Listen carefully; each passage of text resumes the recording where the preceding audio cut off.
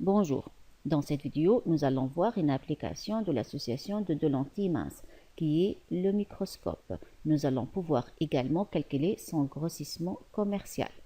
Cette vidéo sera présentée sous forme d'un exercice corrigé dont l'énoncé est: un objet AB est observé à travers l'association de deux lentilles convergentes L1 de centre optique O1 et de distance focale f'1 et L2 de centre optique O2 et de distance focale f'2. Ces deux lentilles sont distantes de D égale O1, O2. Alors regardez la distance D qui sépare les deux lentilles convergentes L1 et L2. On désigne par A1B1 l'image de AB à travers L1 et par A'B' l'image de AB à travers l'association des deux lentilles. Première question, où doit se trouver A1B1 pour que A'B' soit à l'infini? Deuxième question, déterminez dans ce cas la nature et la position de l'objet AB ainsi que le grandissement transversal gamma 1 relatif à la première lentille.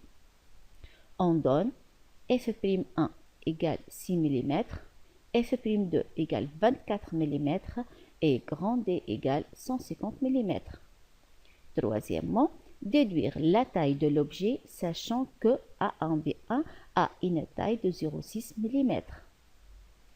Quatrièmement, on note alpha', l'angle sous lequel l'image A'B' est vue à travers la lentille L2. Quelle est la relation entre alpha', f'2, AB et valeur absolue de gamma 1?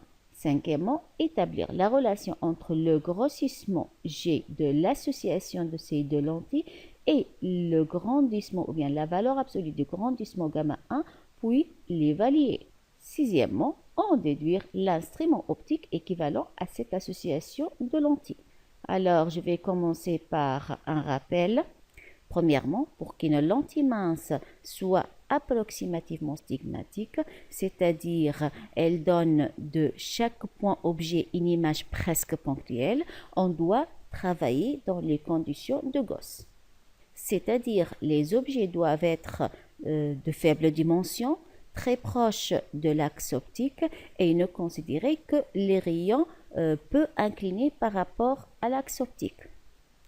Dans le cas où on a un objet AB perpendiculaire à l'axe optique, tel que le point A est placé sur l'axe optique.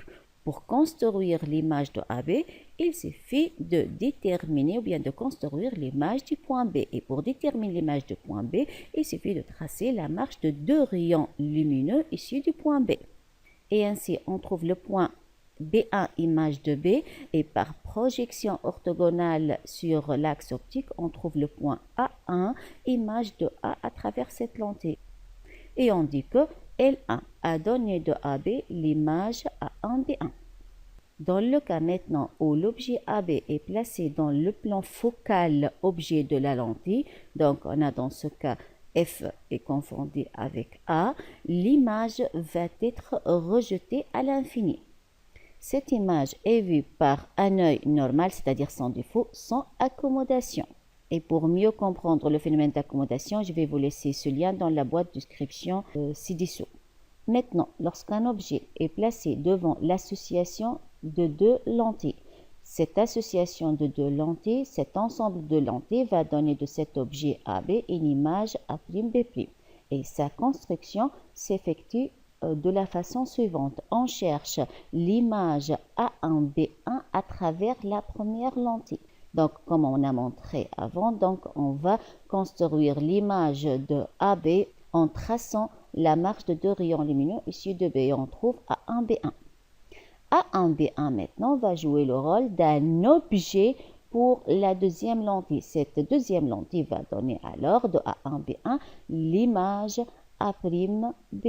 Pour construire l'image de A1B1 comme on a vu avant, il suffit de tracer la marche de deux rayons lumineux issus de B1. Par exemple, C2. Le choix de ces deux rayons est évidemment arbitraire. Il suffit de choisir deux rayons. Par exemple, on peut choisir les rayons discontinus ici ou bien ces rayons continus ou bien même d'autres deux rayons. Il suffit de choisir deux rayons. On va trouver toujours le même résultat.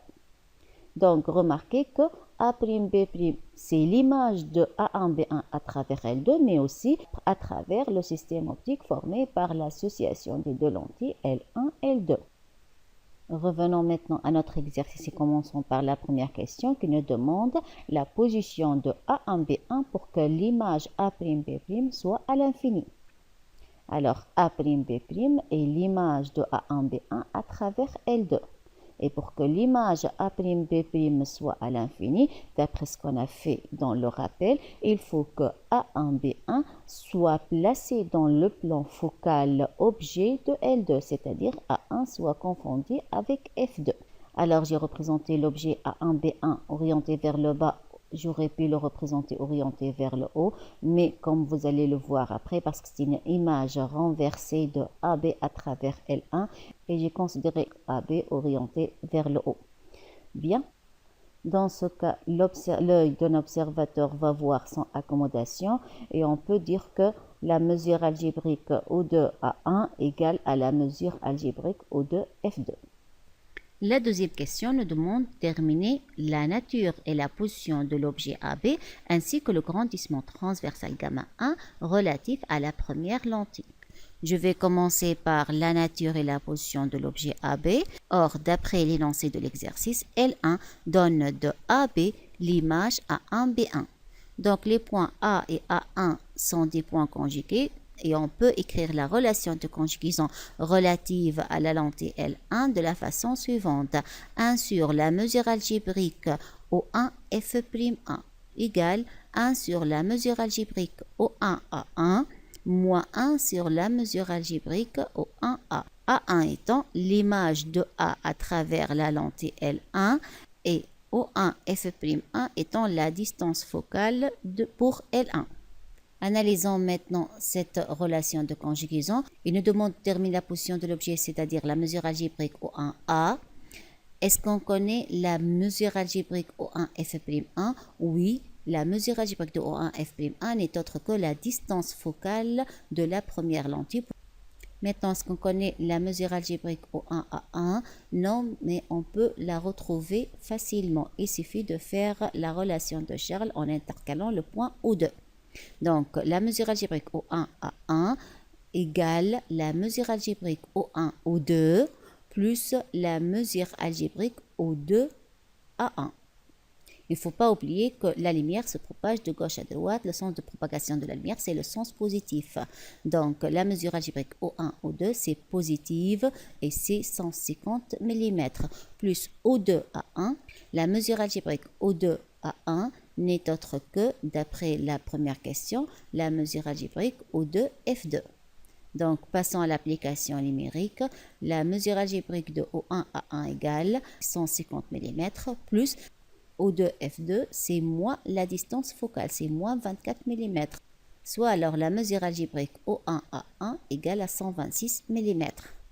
Revenons maintenant à la relation de conjugaison. C'est une maintenant équation à une seule inconnue qui n'est autre que la mesure algébrique de O1A, qu'on peut facilement la tirer et la calculer. Soit alors la mesure algébrique O1A égale le produit des deux mesures algébriques O1A1 fois O1 F'1 sur la différence des deux mesures algébriques O1 F'1 moins O1 A1. On trouve que la mesure algébrique de O1A égale à moins 6,3 mm. Analysons maintenant ce résultat. Alors on remarque que la mesure algébrique O1A est négative. Ceci veut dire que l'objet est réel. En effet, on sait très bien que lorsqu'on a une lentille mince et telle que la lumière se propage dans ce sens, alors l'espace qui est avant la lentille est appelé espace objet et l'espace après la lentille est appelé espace image. Donc la mesure algébrique O1A négative, c'est-à-dire le point A, il est placé ici. Donc on trouve que le point A qui est un point objet placé dans l'espace objet. Et lorsqu'un objet est placé dans l'espace objet, il est réel. Dans notre situation, la lumière se propage dans ce sens, donc c'est le sens positif. A se trouve de ce côté. Et puisque toute la région en avant de la lentille est un espace objet pour la lentille L1, alors AB est un objet réel. Passons au calcul du grandissement transversal relatif à cette lentille. Alors, je vous rappelle que le grandissement transversal d'une lentille, c'est la mesure algébrique de l'image sur la mesure algébrique de l'objet. C'est-à-dire pour la lentille L1, c'est la mesure algébrique A1B1 sur la mesure algébrique de AB, qui n'est autre que la mesure algébrique O1A1 sur la mesure algébrique O1A. Application numérique, alors mesure algébrique de O1A1 c'est 126 mm, mesure algébrique de O1A c'est moins 6,3 mm, on trouve que gamma A égale à moins 20. Alors on a trouvé un grandissement transversal qui est négatif, moins 20. Ceci veut dire qu'on a obtenu une image renversée. Nous remarquons également que la valeur absolue du grandissement transversal est supérieure à 1. Ceci veut dire que l'image est plus grande que l'objet. Précisément, la mesure algébrique est trouvée 20. Ceci veut dire que l'image est 20 fois plus grande que l'objet. La troisième question maintenant. Dans cette troisième question, il nous demande de déduire la taille de l'objet, sachant que A1B1 a une taille de 0,6 mm. Or, la valeur absolue du grandissement transversal n'est autre que la distance ou bien la taille A1B1 sur la grandeur de AB. Soit alors AB égale A1B1 sur la valeur absolue du grandissement transversal égale alors 0,03 mm ou bien 30 micromètres. Alpha prime maintenant, c'est l'angle sur lequel l'image A'B' est vue à travers la lentille L2. C'est-à-dire quoi? Alors, les rayons qui ont quitté complètement notre système optique ou bien qui ont quitté la deuxième lentille et qui arrivent à l'œil d'un observateur sont les rayons bleus. Donc, cet observateur va voir l'image à travers la lentille L2 sous cet angle alpha prime. Cet angle alpha prime, on peut aussi le retrouver ici. Il nous demande maintenant de terminer une relation entre alpha prime et f prime de AB et la valeur absolue de grandissement transversal de la première lentille. Remarquez ici, O2 A1 B1 forme un triangle rectangle. Ce côté n'est autre que la distance focale f'2 de la lentille L2. On peut dans ce cas calculer tangente alpha prime étant un angle faible. Ici, on a une représentation vulgarisée. J'arrive de dire dès le début qu'on doit travailler toujours dans les conditions de Gauss. Si on travaille dans les conditions de Gauss, ceci veut dire que les rayons sont peu inclinés par rapport à l'axe et tous les angles sont des angles faibles. Mais ici, on a une représentation vulgarisée juste pour avoir une représentation plus claire. Donc, comme alpha prime est un angle très faible, donc tangente alpha prime à peu près égale à alpha prime. C'est un développement limité au premier ordre, qui n'est autre que ce côté, c'est-à-dire la taille de l'image A1B1 sur ce côté, c'est-à-dire distance focale de la deuxième lentille. Je peux multiplier et diviser par AB, qui n'est autre que valeur absolue de gamma 1 fois AB sur f'2. La cinquième question nous demande de chercher la relation entre le grossissement G de l'association des deux lentilles et la valeur absolue de grandissement transversal de la première lentille, gamma 1. Or, le grossissement commercial égale alpha prime sur alpha. Avec alpha prime, c'est l'angle qu'on arrive de chercher, c'est l'angle sur lequel l'observateur voit l'image à travers la deuxième lentille. Et on arrive de l'exprimer en fonction de AB, f'2 et valeur absolue de gamma 1. Alpha étant l'angle sous lequel l'objet est vu par un œil normal lorsqu'il est en accommodation maximale, c'est-à-dire lorsque AB est placé au punctum proximum d'un œil normal, ou bien à une distance D qui est égale à 25 cm d'un œil normal. Alors, d'après cette représentation, on peut tirer tangente alpha et vous voyez que alpha est une valeur très faible qui est à peu près égale à alpha. Elle est égale à AB sur la distance D.